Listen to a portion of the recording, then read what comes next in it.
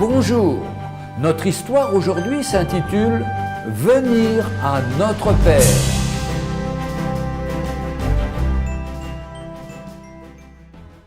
Lors de la guerre de sécession aux États-Unis, entre 1861 et 1865, la Maison-Blanche, résidence du président Abraham Lincoln, était chaque jour assaillie de gens qui désiraient le voir.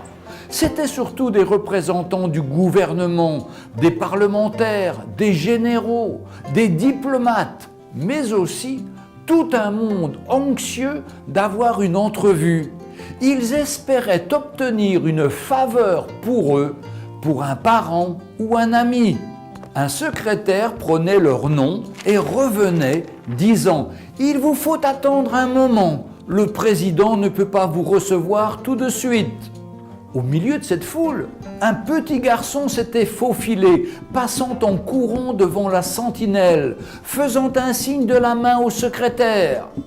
Il passa devant eux et ayant tourné la poignée de la porte, il entra sans frapper dans le bureau du président Lincoln.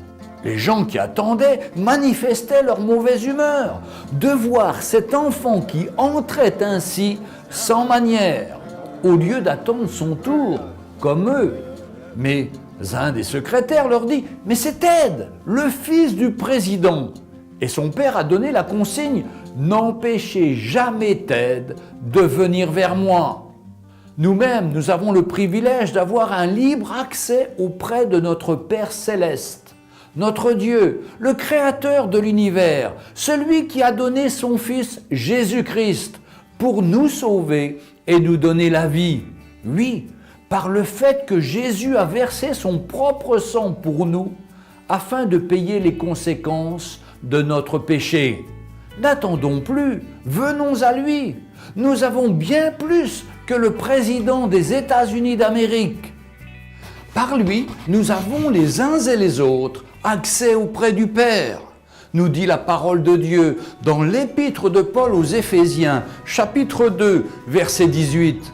Alors, n'attendons plus, venons à notre Père, la porte est ouverte, il nous attend. Retrouvez Un jour une histoire sur www.365histoire.com.